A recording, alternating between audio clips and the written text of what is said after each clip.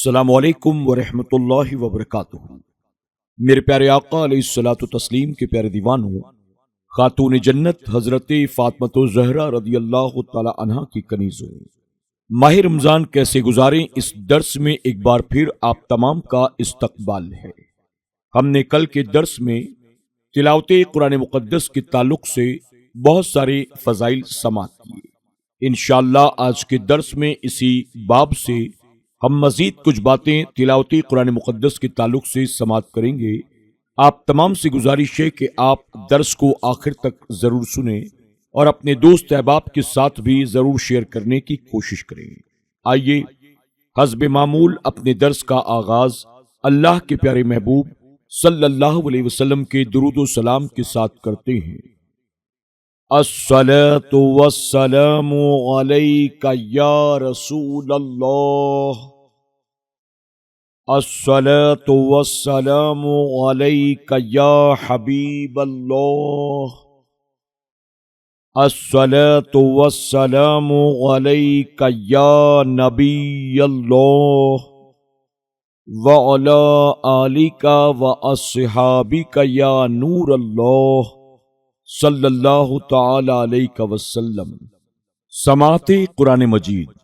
میرے پیارے آقا صلی اللہ علیہ وسلم کے پیارے دیوانوں، خاتون جنت حضرت فاطمۃ الزہرا رضی اللہ تعالی عنہا کی کنیزوں، قوت سماعت بھی اللہ تبارک و تعالیٰ کی بہت بڑی نعمت ہے۔ انسان کے پاس اگر قوت سماعت نہ ہو تو بھلی بات بھی نہیں سن سکتا، بلکہ اذان و قرآن جیسی مقدس آوازیں بھی نہیں سن سکتا۔ ایسا شخص جو قوت سماعت سے محروم ہو، وہ اپنے دل میں ہزارہ آرزوئیں لیے رہتا ہے کہ کاش اللہ مجھے سننے کی قوت عطا فرماتا تو میں بھی اچھے کلام سنتا۔ لیکن بہت سے ایسے بھی بندے ہیں جو قوت سماعت سے مالا مال تو ہیں، لیکن ان کو اذان و قرآن اور نعمت کے بجائے گانے اور میوزک وغیرہ سے دلچسپی ہے، اور وہ اپنی گاڑیوں سے لے کر دکانوں مکانوں سب میں گانوں غزلوں اور میوزک ہی کو سامان تسکین سمجھتے ہیں۔ ماہ رمضان المبارک ایسے لوگوں کو بھی قرآن مقدس کی تلاوت سننے پر آمادہ کر دیتا ہے، اور وہ بھی قرآن مقدس تراویح میں سن کر اپنی روح کو منور کر لیتے ہیں۔ آئیے سماعت قرآن کی برکتیں اور قرآن سننے والوں کی کیفیت قرآن مقدس کی روشنی میں سمجھیں، تاکہ سماعت قرآن کا جذبہ بھی پیدا ہو اور کیفیت سرور ہو۔ سامعین قرآن کے طبقات۔ قرآن مقدس سننے والوں کے مختلف طبقے ہیں، اور ہر طبقہ سماعت کا ایک ایسا طریق رکھتا ہے۔ سب سے پہلے ہم اس طبقے کا ذکر کر رہے ہیں جنہوں نے فقط قرآن مقدس کی سماعت کو اختیار کیا اور مندرجہ ذیل آیات سے استدلال کیا۔ مفہوم: جو کان لگا کر بات سنیں پھر اس کے بہتر پر چلیں، یہ ہیں جن کو اللہ نے ہدایت فرمائی، اور یہ ہیں جن کو عقل ہے۔ وہ لوگ جنہوں نے سماعت قرآن کو اپنے لیے اختیار فرما کر بطور حجت مذکورہ آیتیں پیش کی، اس کے علاوہ بھی آیات و احادیث کا ذخیرہ سماعت قرآن کے متعلق ہے۔ سماعت قرآن کے متعلق مذکورہ طبقہ نے آیات کے ساتھ ساتھ احادیث سے بھی اجتہاد کیا، جیسا کہ حضور رحمت عالم صلی اللہ علیہ وسلم سے حضرت عبداللہ ابن مسعود رضی اللہ تعالی عنہ نے عرض کیا، میں کیوں کر آپ کے سامنے تلاوت کی جسارت کروں کہ آپ پر قرآن اترا ہے؟ حضور رحمت عالم صلی اللہ علیہ وسلم نے فرمایا، میں اپنے علاوہ دوسرے سے تلاوت قرآن سننا پسند کرتا ہوں۔ مشکات شریف صفحہ نمبر 190۔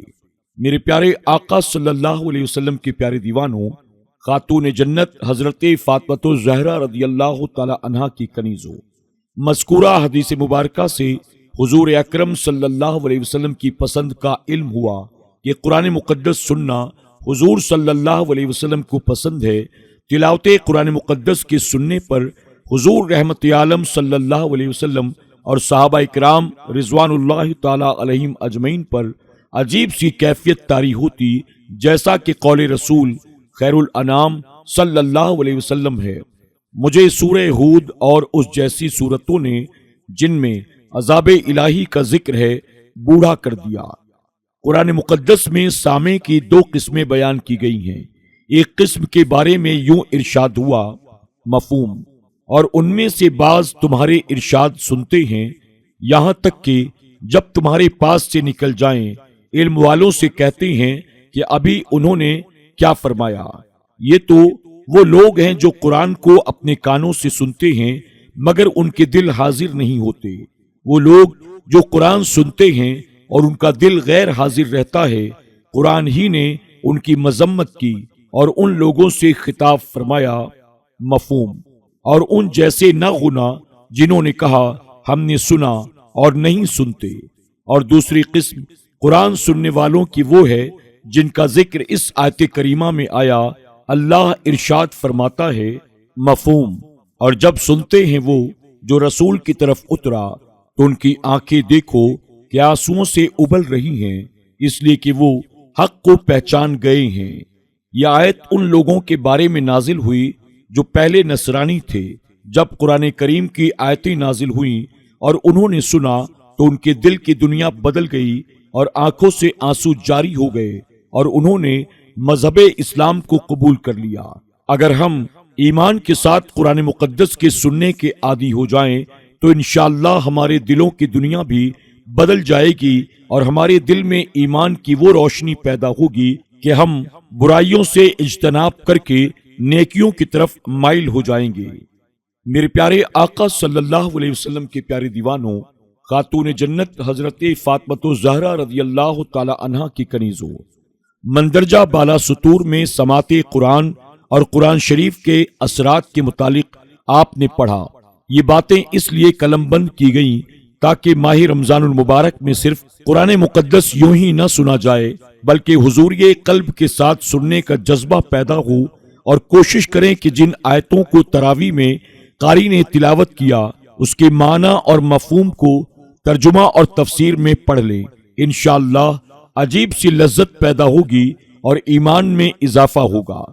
حالت نماز میں پورے قرآن مقدس کو سننے کا موقع صرف اور صرف ماہ رمضان المبارک ہی میں آتا ہے، لہٰذا اس وقت سعید کو ضائع ہونے سے بچائیں اور ہمتن گوش ہو کر قرآن مقدس کو سماعت فرمائیں۔ سماعت قرآن کی فضیلت۔ حضرت ابو ہریرہ رضی اللہ تعالی عنہ بیان کرتے ہیں کہ اللہ کے رسول صلی اللہ علیہ وسلم نے فرمایا، جو قرآن مجید کی آیت سنتا ہے اللہ تبارک و تعالی اس کے لیے اضافہ کی ہوئی نیکی لکھ دیتا ہے، اور جو اس کی تلاوت کرتا ہے تو یہ آیت قیامت کے دن اس کے لیے نور ہوگی۔ میرے پیارے آقا صلی اللہ علیہ وسلم کے پیارے دیوانوں، خاتون جنت حضرت فاطمہ الزہرا رضی اللہ تعالی عنہا کی کنیزوں، مذکورہ حدیث مبارکہ سماعت قرآن کی فضیلت کا جامع ہے، اور اللہ تبارک و تعالی سامعین قرآن کو اضافہ کی ہوئی نیکی عطا فرماتا ہے۔ اس نیکی میں کتنا اضافہ کیا جاتا ہے اس کا ذکر نہ فرمانے میں یہ حکمت پوشیدہ ہے کہ اللہ تبارک و تعالی وہ اپنی شان کریمی کے اعتبار سے اس نیکی میں اضافہ فرماتا ہے۔ ہمیں تو سماعت قرآن کے لیے صرف اتنا ہی کافی ہے کہ ہمارے نبی صلی اللہ علیہ وسلم نے سماعت قرآن کا اہتمام فرمایا، اور قرآن سننا بھی حضور اکرم صلی اللہ علیہ وسلم کی سنت مبارکہ ہے۔ اللہ تبارک و تعالیٰ کی بارگاہ میں دعا ہے کہ اللہ ہمیں اس سنت مبارکہ پر عمل کی توفیق عطا فرمائے۔ ماہ رمضان اور تراویح کا اہتمام۔ میرے پیارے آقا صلی اللہ علیہ وسلم کے پیارے دیوانوں، اللہ کے پیارے محبوب دانائے غیوب صلی اللہ علیہ وسلم نے ارشاد فرمایا، رمضان میری امت کا مہینہ ہے۔ اس حدیث مبارکہ کی ایک تشریح یہ بھی کی گئی کہ رمضان اللہ تعالیٰ نے میری امت کو اس لیے عطا فرمایا ہے تاکہ وہ اس میں خوب خوب عبادت کریں اور رضائے الہی حاصل کریں، دن میں روزہ رکھیں، رات میں نوافل ادا کریں، قرآن مقدس کی تلاوت کریں، اللہ کی راہ میں اپنے مال کو خرچ کریں، غریبوں، یتیموں اور مسکینوں کی مدد کر کے اللہ کی رحمتوں کے حقدار بن جائیں۔ چونکہ پورے سال مذکورہ بالا اعمال کا کرنا ایک مشکل امر ہے، اس لیے اللہ تبارک و تعالیٰ نے مسلمانوں کو ایک ایسا مہینہ عطا فرمایا کہ کم از کم مسلمان اس مہینے میں اللہ تبارک و تعالیٰ کی عبادت پر خصوصی توجہ دیں۔ میرے پیارے آقا صلی اللہ علیہ وسلم کے پیارے دیوانوں، خاتون جنت حضرت فاطمۃ الزہرا رضی اللہ تعالی عنہا کی کنیزوں، جس طرح دیگر ساری عبادتیں ایک اہم مقام رکھتی ہیں، اسی طرح نماز تراویح کی بھی بے شمار فضیلتیں حدیث میں منقول ہیں، اور نبی کریم رؤوف الرحیم صلی اللہ علیہ وسلم کا اس پر مداومت کرنا بھی منقول ہے۔ اس کا بغور مطالعہ کریں اور نماز تراویح کو ادا کرنے کے لیے اپنے آپ کو تیار رکھیں۔ تراویح کا معنی، لفظ تراویح ترویتن کی جمع ہے، جس کا معنی ہے کچھ دیر آرام کرنا۔ چونکہ اس نماز میں ہر 4 رکعت کے بعد اسی کی مقدار بیٹھتے ہیں، اسی وجہ سے اسے تراویح کہتے ہیں۔ نبی اکرم نور مجسم صلی اللہ علیہ وسلم کا معمول، نبی کریم صلی اللہ علیہ وسلم سے بھی تراویح کا ثبوت منقول ہے، جیسا کہ حضرت ابن عباس رضی اللہ تعالی عنہ بیان کرتے ہیں کہ رسول اللہ صلی اللہ علیہ وسلم رمضان میں 20 رکعت تراویح ادا کرتی تھی۔ تراویح پر صحابہ اکرام کی مداومت، نبی کریم صلی اللہ علیہ وسلم کے دور میں تراویح ادا کی جاتی تھی، مگر اس دور میں اس کا اہتمام نہیں کیا جاتا تھا جیسا کہ اب کیا جاتا ہے۔ حضرت عمر بن خطاب رضی اللہ تعالی عنہ کے دور خلافت میں تراویح کی 20 رکعت ہونے پر اجماع ہوا، اور آج تک اس پر اہل اسلام کا عمل ہے۔ جیسے کہ ایک روایت حضرت عبد الرحمن بن عبد قاری سے ہے، انہوں نے بیان فرمایا کہ میں رمضان المبارک میں عمر بن خطاب رضی اللہ تعالی عنہ کے ساتھ مسجد میں گیا، وہاں لوگ الگ الگ نماز پڑھ رہے تھے۔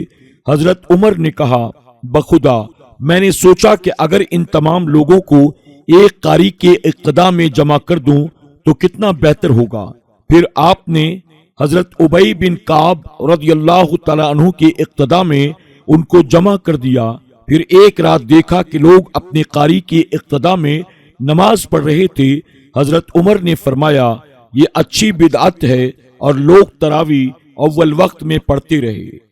تراویح کی رکعت، میرے پیارے آقا صلی اللہ علیہ وسلم کے پیارے دیوانوں، تراویح 20 رکعت صحابہ اکرام رضوان اللہ تعالی علیہم اجمعین کے دور ہی سے پڑھی جا رہی ہے۔ متعدد حدیث مبارکہ میں یہ بات مذکور ہے کہ صحابہ اکرام 20 رکعت تراویح پڑھا کرتے تھے، اور اس سلسلے میں چند احادیث ہم ذکر کر رہے ہیں۔ حضرت یزید بن رومان رضی اللہ تعالی عنہ بیان کرتے ہیں، حضرت عمر بن خطاب رضی اللہ تعالیٰ عنہ کے دور میں لوگ بشمول وتر 23 رکعت پڑھتے تھے۔ اسی طرح ایک اور روایت ابن نصر نے صاحب سے کی ہے کہ صحابہ اکرام رمضان میں 20 رکعت قیام کرتے تھے، اور حضرت عمر کے عہد میں شدت قیام سے لاٹھیوں سے ٹیک لگا لیا کرتے تھے۔ اسی طرح ایک اور روایت حضرت علی رضی اللہ تعالیٰ عنہ کے بعض اصحاب سے ہے کہ حضرت علی رضی اللہ تعالیٰ عنہ رمضان المبارک میں 20 رکعت تراویح پڑھاتے اور 3 رکعت وتر۔ میرے پیارے آقا صلی اللہ علیہ وسلم کے پیارے دیوانوں، مذکورہ بالا روایتیں اور ان کے علاوہ بھی روایتیں ہیں جن سے تراویح کی رکعت کے 20 ہونے کا ثبوت ملتا ہے۔ میرے پیارے آقا صلی اللہ علیہ وسلم کے پیارے دیوانوں، خاتون جنت حضرت فاطمۃ الزہرا رضی اللہ تعالی عنہا کی کنیزوں، آج کے درس میں بس اتنا ہی۔ آپ تمام سے گزارش ہے کہ آپ اسی ذوق و شوق و محبت کے ساتھ روزانہ پابندی سے اس درس کو سنتے رہیں، اور اپنے دوست احباب کے ساتھ بھی اسے زیادہ سے زیادہ شیئر کر کے ثواب دارین حاصل کریں۔ السلام علیکم ورحمۃ اللہ وبرکاتہ۔